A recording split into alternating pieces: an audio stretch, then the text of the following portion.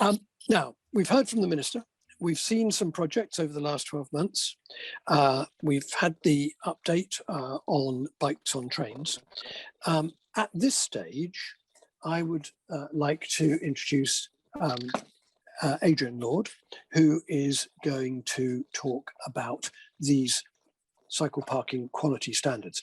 Tricky project, announced that we were going to start it January last year. And now it's nearing, I think, its completion. And indeed, the Minister stole a little bit of your story by saying it's going to be published, which is great. But Adrian, take us to the beginning and tell us where we've got to. Thanks, Philip. Hopefully everybody can hear me okay. I was having a bit of difficulty with your sound just there. Yes, we started this project in spring last year, as Philip said, and it was funded by the Department for Transport through the Cycle Rail Fund, and the consultancy team worked with the Bicycle Association and Sustrans, who acted as project managers for the funding for the project, and with stakeholders throughout the industry, so the people on the ground who are supplying equipment and managing facilities to understand how some of the issues and opportunities that they're aware of. And the objectives of this were really to raise the quality of provision, to help buyers make informed decisions about what they are purchasing and how it is being installed. And that includes the situational components of cycle security and accessibility, as well as the operational side of things. And finally, we wanted to just highlight existing sources of help and advice. This document sits alongside the Local Transport Note 120, which has a lot of information about how much cycle parking to provide and where you might want to put it in a more general sense. And alongside the Cycle Rail Toolkit, which has additional detail about some of the operation and promotional side of things, which isn't covered in this. And the intention is that it is complementary to those two documents, rather than duplicating information. As said earlier, the emphasis of the guidance is very much on security. But one of the underpinning themes in LTN 120, when we were writing that a couple of years ago, was this idea of accessibility to all and ease of use. And so that is something which is sort of fairly new to the guidance. Not everybody rides a standard bicycle, and it's important to think about how people on other types of cycle can access and use the cycle parking.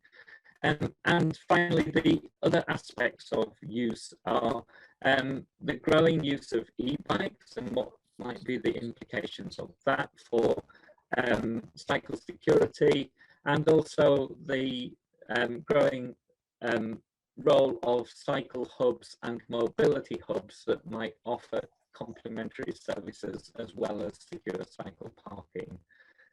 So this is just a extract from the guidance, which shows what it would what it looks like. So the green, we've color coded. So green is the sort of general advice and guidance.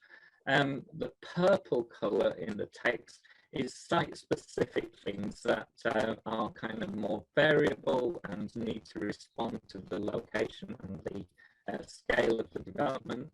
And finally, the red is the sort of bottom line, the minimum standards which we would apply to meet the guidance.